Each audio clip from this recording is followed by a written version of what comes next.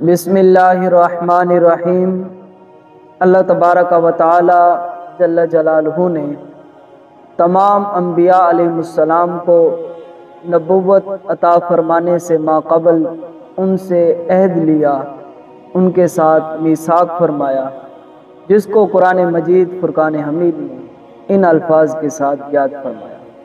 وَإِذْ أَخَذَ اللَّهُ مِيثَاقَ النَّبِيِّينَ۔ اور اے محبوب صلی اللہ علیہ وسلم وہ وقت یاد کریں جب اللہ تبارک و تعالی نے انبیاء علیہ السلام سے پختہ عہد لیا، لما آتیتکم من کتاب و حکمت، فرمایا کہ میں تمہیں کتابیں عطا فرماؤں گا اور حکمت بھی عطا فرماؤں گا، لیکن پھر ثم جاءکم رسول، پھر تمہارے بعد میں اپنے رسول پاک صلی اللہ علیہ وسلم کو مبعوث کروں گا، مصدق لما معکم، وہ تمہاری تصدیق کریں گے، اور لتؤمنن بہ ولتنصرن، فرمایا پھر تم ضرور ان پر ایمان بھی لانا اور ان کی مدد بھی کرنا۔ ثم جاءکم رسول، ثم کا جو کلمہ ہے یہ بعدیت کے لیے آتا ہے، گویا کہ اللہ تبارک و تعالی جل جلالہ فرما رہے ہیں، اس کلمے کے ساتھ تمام انبیاء علیہ السلام سے مخاطب ہو کر حکم ارشاد فرمایا کہ جب تم تمام انبیاء آ چکو گے اور اپنی نبوت لے کر اپنا زمانہ گزار چکو گے، تو پھر میں اپنے نبی مکرم شفیع معظم صلی اللہ تعالی علیہ وآلہ وسلم کو مبعوث فرماؤں گا۔ اور اس آیات مقدسہ کے اندر بھی یہی بیان کیا جا رہا ہے کہ میرے محمد عربی صلی اللہ تعالی علیہ وآلہ وسلم سب سے آخر میں تشریف لائیں گے،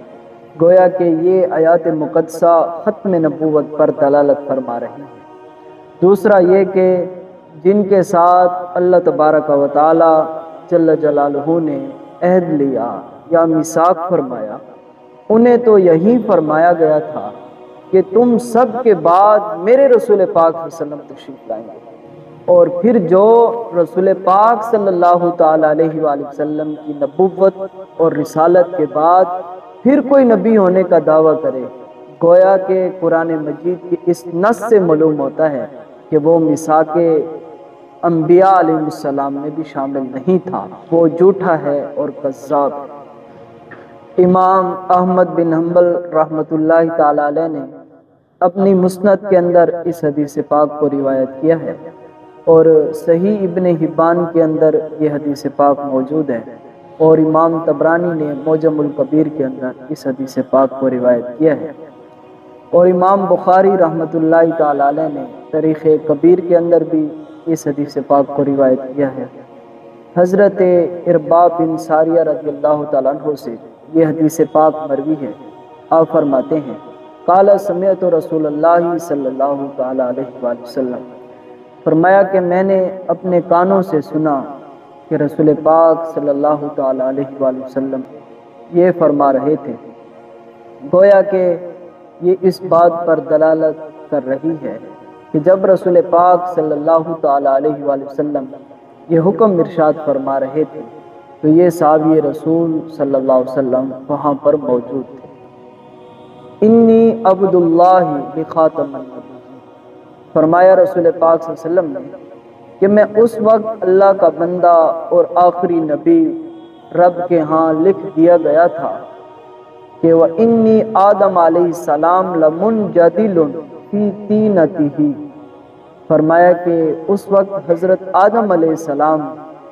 ابھی ان کا خمیر بھی تیار نہیں ہوا تھا، گویا کہ جب حضرت آدم علیہ نبی علیہ السلام کا جسد خاکی بھی وجود میں نہیں آیا تھا، اس وقت بھی حضرت محمد مصطفیٰ صلی اللہ تعالی علیہ وآلہ وسلم اللہ کے ہاں آخری نبی لکھ دیے گئے تھے۔ ابو نعیم نے حلیۃ الاولیاء کے اندر یہ حدیث پاک روایت کی ہے، اور امام دلمی نے مسند فردوس کے اندر یہ حدیث پاک روایت کی ہے، اور امام ابن عساکر نے تاریخ دمشق کے اندر یہ حدیث پاک روایت کی ہے۔ عن ابی ہریرہ رضی اللہ تعالیٰ عنہ قال قال رسول اللہ صلی اللہ تعالیٰ علیہ وآلہ وسلم، حضرت ابو ہریرہ رضی اللہ تعالیٰ عنہ سے یہ حدیث پاک روایت ہے۔ آپ فرماتے ہیں کہ اللہ کے رسول صلی اللہ علیہ وسلم نے ارشاد فرمایا، نزل آدم بالہند واستوحش، فرمایا کہ حضرت آدم علیہ نبی علیہ السلام کو جب ہند میں اتارا گیا سب سے پہلے، تو حضرت آدم علیہ السلام نے وحشت محسوس کی، تو حضرت آدم علیہ نبی علیہ السلام کی وحشت کو دور کرنے کے لیے جبریل علیہ السلام تشریف لائے، فنزل جبرائیل علیہ السلام فنادى بالاذان، حضرت جبریل علیہ السلام تشریف لائے اور انہوں نے اذان دی، اللہ اکبر اللہ اکبر، یہ کلمات کہنے کے بعد فرمایا، اشہد ان لا الہ الا اللہ مرتين، اشہد ان محمد رسول اللہ مرتين، یہ دو مرتبہ حضرت جبریل علیہ السلام نے وہاں پر اذان کے کلمات دہرائے۔ تو حضرت آدم علیہ نبی علیہ السلام ارشاد فرمایا، جبریل علیہ السلام سے پوچھا، قال آدم من محمد، فرمایا کہ یہ جو آپ نے الفاظ دہرائے ہیں اشہد ان محمد رسول اللہ، یہ محمد صلی اللہ علیہ وسلم کون ہے؟ تو جبریل علیہ السلام نے جواب میں عرض کی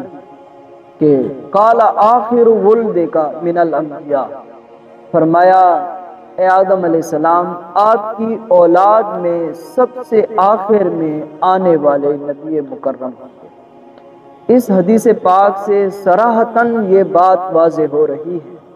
کہ اللہ کے رسول صلی اللہ علیہ وسلم حضرت آدم علیہ نبی علیہ السلام کی اولاد میں سب سے آخر میں آنے والے نبی بن کر مبعوث ہوئے۔ امام حلبی رحمۃ اللہ تعالیٰ علیہ سیرت الحلبیہ کے اندر یہ حدیث پاک روایت کی ہے، اور امام سیوطی نے خصائص الکبریٰ کے اندر یہ روایت لائی ہے۔ ان جابر قال، حضرت جابر رضی اللہ تعالیٰ عنہ سے مروی ہے، آپ فرماتے ہیں بین کتفی آدم مکتوب محمد رسول اللہ صلی اللہ علیہ وسلم مخاطب، فرمایا کہ حضرت آدم علیہ نبی علیہ السلام کے دونوں شانوں مبارکہ کے درمیان، دونوں کندھوں کے درمیان پشت کے اوپر یہ بات لکھی ہوئی تھی کہ حضرت محمد صلی اللہ تعالی علیہ وسلم اللہ کے آخری نبی۔ امام حلبی رحمۃ اللہ تعالی علیہ نے سیرت حلبیہ کے اندر اور ابن سعد نے طبقات کبریٰ کے اندر یہ روایت لائی ہے۔ ان محمد ابن قاب خزری، محمد بن قاب خزری رحمۃ اللہ تعالی علیہ ورضی اللہ تعالی عنہ سے یہ قول منقول ہے۔ آپ فرماتے ہیں قال اوحى اللہ الی یعقوب انی ابعث من ذریتک مملوکا وانبیاء،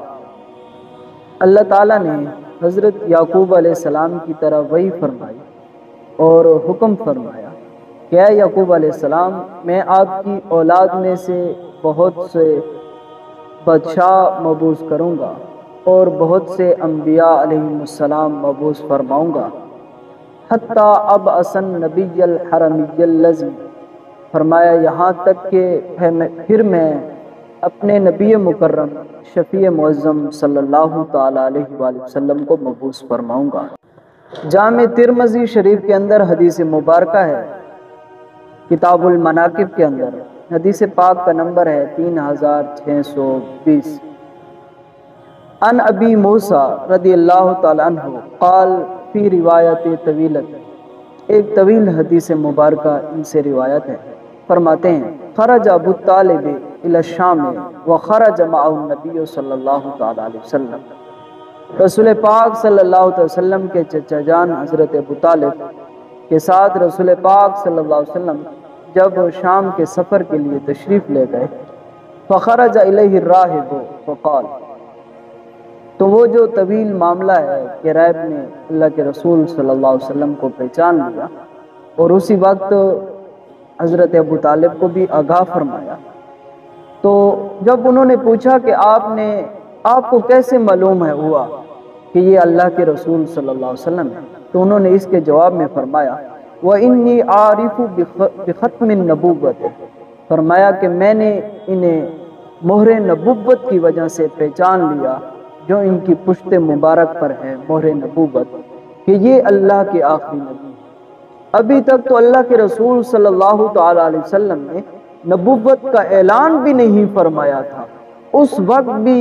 وقت کے جو ریب تھے ان کو معلوم ہو گیا تھا کہ یہ اللہ کے آخری رسول ہیں۔ جب رسول پاک صلی اللہ علیہ وسلم نے نبوت کا اعلان فرما دیا اور تشریف لے آئے اور رب نے دین بھی مکمل فرما دیا، تو اب کیسی یہ جرت ہوتی ہے کہ وہ یہ کہے کہ میں رسول پاک صلی اللہ علیہ وسلم کے بعد نبی ہوں۔ اب نہ کوئی بروزی، نہ کوئی ذلی، نہ کوئی تشریح، کوئی بھی نبی نہیں آ سکتا۔ اللہ کے رسول صلی اللہ علیہ وسلم آخری نبی بن کر اس کائنات کے اندر تشریف لائے۔ صحیح ابن حبان کے اندر حدیث پاک ہے، حدیث پاک کا نمبر ہے 4555۔ عن ابی ہریرہ رضی اللہ تعالیٰ عنہ قال قال رسول اللہ صلی اللہ علیہ وسلم، حضرت ابو ہریرہ رضی اللہ تعالیٰ عنہ سے یہ حدیث پاک مروی ہے۔ آپ فرماتے ہیں کہ اللہ کے رسول صلی اللہ تعالیٰ علیہ وآلہ وسلم نے ارشاد فرمایا، ان بنی اسرائیل کانت تسوسہم الانبیاء، فرمایا کہ جتنے انبیاء